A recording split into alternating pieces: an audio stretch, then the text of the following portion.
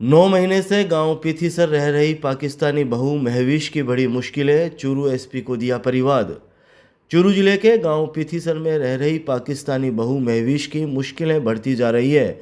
रहमान की पहली पत्नी फरीदा के द्वारा महविश को पाकिस्तान भिजवाने की मांग के बाद अब महविश ने भी चूरू एसपी से गुहार लगाई है।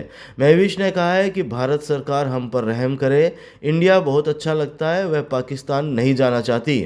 उसने परिवाद में लिखा है कि वह भारत और राजस्थान सरकार के समस्त दिशा निर्देशों की पालना करने के लिए तैयार है। दरअसल पाकिस्तान के लाहौर की रहने वाली महविश ने चूरू जिले के गांव पीथीसर निवासी 2 बच्चों के पिता रहमान से शादी कर ली। जुलाई 2024 से महविश अपनी ससुराल में रह रही है। इस दरमियान उसने 2 बार वीजा की अवधि भी बढ़ाई और अब वह स्थायी रूप से यहीं पर रहना चाहती है। रहमान की पहली पत्नी फरीदा हनुमानगढ़ जिले के भादरा अपने पीहर में बच्चों के साथ रह रही है। फरीदा ने शुक्रवार को चूरू एसपी दफ्तर पहुंचकर महविश को पाकिस्तान भिजवाने की मांग की थी। उसने आरोप लगाया था कि महविश भारत की सुरक्षा के लिए खतरा बन सकती है। इसके बाद अब महविश ने कहा है कि हमारी सरकार से विनती है कि वह हम लोगों पर रहम करे, हम यहाँ से नहीं जाना चाहते, ये देश हमें बहुत अच्छा लगता है।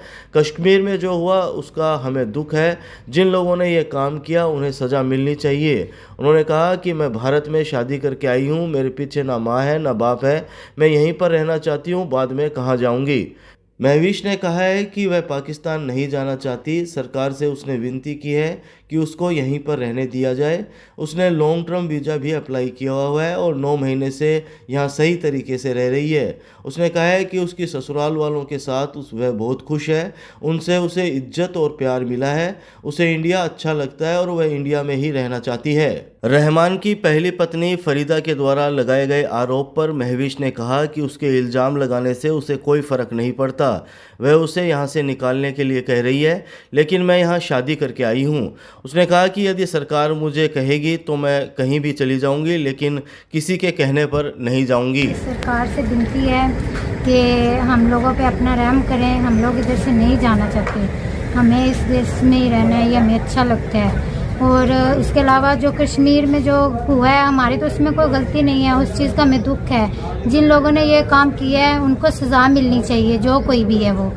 लेकिन मैं तो शादी करके आई हूँ, पीछे ना मेरा माँ ना बाप है, यही मेरा घर है, मैं इधर ही रहना चाहती हूँ, पीछे मैं कहाँ जाऊँगी। पीछे वाले तो मुझे कोई भी नहीं रखेगा, मैं पाकिस्तान वापस नहीं जाना चाहती। सरकार से मेरी यही विनती है कि मुझे इधर रहने दें और मैंने अपना वीज़ा भी अप्लाई किया हुआ है, वो भी आ जाएगा मेरा। तो मैं तो वैसे सही तरीके से रह रही हूँ, कोई गलत तरीके से तो रह नहीं रही।